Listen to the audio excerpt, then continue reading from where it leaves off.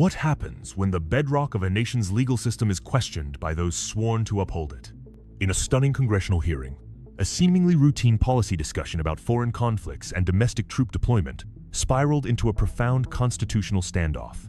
A determined congressman pressed a top official for simple commitments to avoid an unprovoked war and, more fundamentally, to respect the authority of the nation's courts. The responses, however, were anything but simple.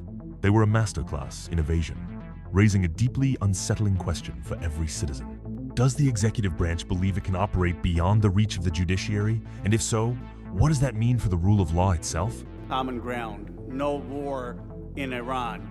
In 2016, President Trump was one of the few people on the Republican stage to have the guts to say that George W. Bush's war in Iraq was an utter disaster. He promised the American people no endless wars. Tucker Carlson has said that thousands of Americans will die if there's a war in Iran. And he is cautioning that currently neocons are trying to get President Trump into a war in Iran.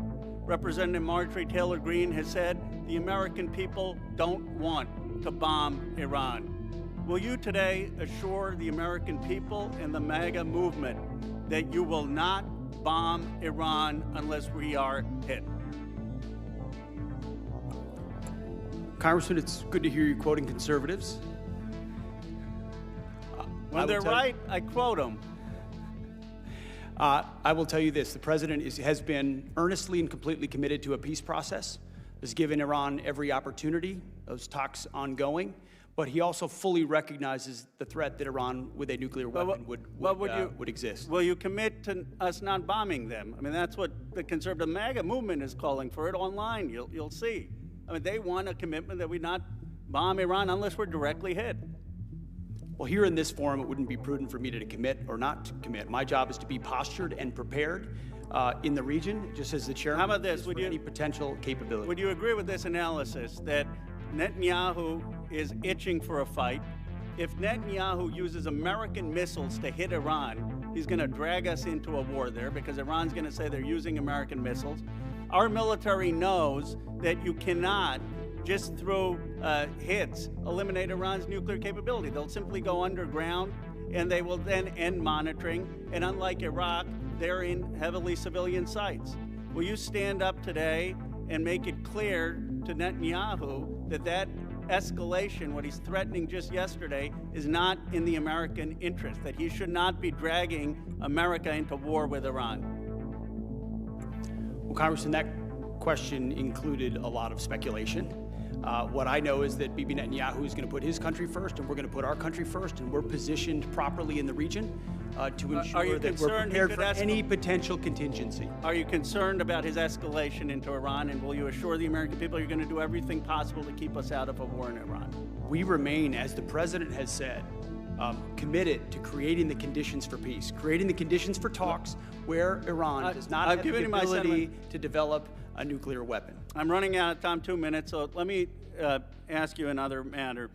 Senator Baldwin asked you about the legal authority for the Marines in my state. I disagree with you. I thought not only do I not want Marines in Iran, I don't want them in California. But I don't want to get a gotcha. You know, they said, what provision? Your administration since then has filed in the federal district court. You're arguing that the Marines should be allowed to defend federal property. I disagree with you. That's your argument. Here's where I hope we can agree. Whatever the federal district court decides, will you abide by it? Well, this is a pending situation. So will you agree, though, that it's not my legal view, it's not your legal view that makes the decision in America. It's the federal judiciary.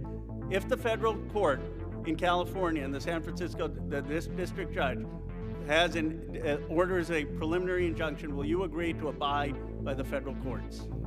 What I will tell you is my job right now is to ensure the troops that we have in Los Angeles are capable of supporting law enforcement in there. Sir, I agree with that, but will you? And we know we have the constitutional and statutory authority. That's fine, but can you just assure us that you'll abide by the decisions of the courts?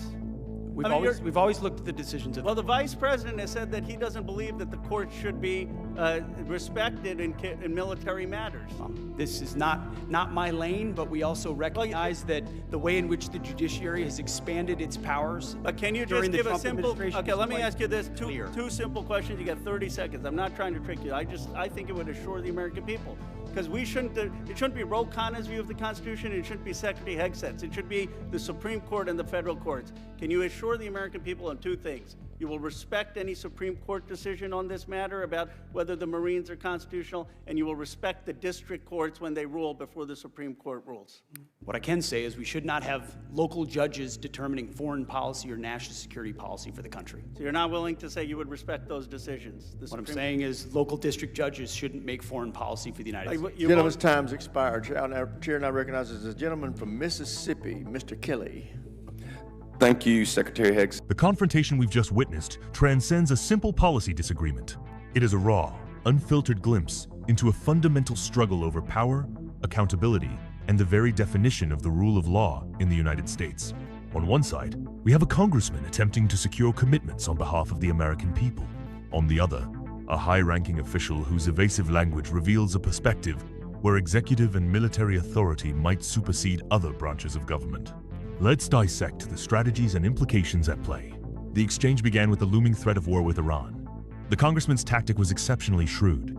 Instead of framing his opposition in typical partisan terms, he co-opted the rhetoric of the MAGA movement itself, quoting President Donald Trump's promise of no endless wars and citing warnings from Tucker Carlson and Marjorie Taylor Greene. This was a calculated move to disarm the official, framing the request for peace not as a demand from the left, but as a core desire of the very political base the administration purports to represent. He asked for a simple assurance: no bombing Iran unless America is directly hit. The official's response set the tone for the entire hearing. He refused to give a direct answer, claiming it wouldn't be prudent to make such a commitment. Instead, he deflected using carefully crafted, ambiguous language about being postured and prepared, and creating the conditions for peace. This is a classic defensive strategy in politics. Reframe the question and respond with broad, unprovable statements of intent rather than concrete policy commitments. He sidestepped the core question of whether he would initiate a conflict, focusing only on his operational readiness. The goal was to appear strong and responsible while conceding nothing. But the most critical part of the hearing was the pivot to a domestic legal battle. The congressman brought up the issue of Marines being deployed in California and a pending federal court case on the matter. Here, the question became even simpler and more fundamental than matters of war and peace. He asked, repeatedly and with increasing clarity, if the official would abide by the decisions of the federal judiciary. This was no longer about policy preference. It was about constitutional obligation. The official's response was a stunning escalation of his earlier evasiveness. First, he attempted to dismiss the issue as a pending situation. When pressed, he subtly began to delegitimize the judiciary itself, alluding to the way in which the judiciary has expanded its powers. This line of argument hints at a broader political theory that views the courts as having overstepped their constitutional bounds. The final exchange was the most revealing. When asked point-blank to assure the American people he would respect court orders, the official stated, "We should not have local judges determining foreign policy or national security policy for the country." This statement is the heart of the entire controversy. It is not just an evasion. It is a direct challenge to the principle of judicial review and the separation of powers. The American system of government is built on a system of checks and balances where the judiciary serves as the ultimate arbiter of legality, even for the executive and military. To suggest that a local judge, a term used here to diminish the authority of a federal district court, has no legitimate role in matters of national security, is to argue for a sphere of government action that is immune to legal oversight. This places the official's judgment above the law itself. This hearing, therefore, was not merely a heated exchange. It was an exposure of a dangerous ideology. The official's refusal was a declaration that in a conflict between his administration's goals and a court order, the court order might not be the final word. This answers the question we posed at the beginning.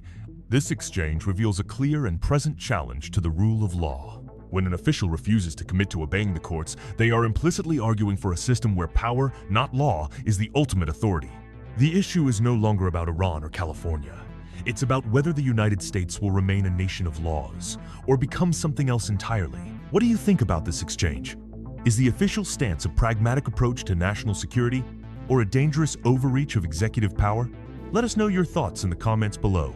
And if you found this analysis insightful, don't forget to like this video and subscribe for more in-depth reports.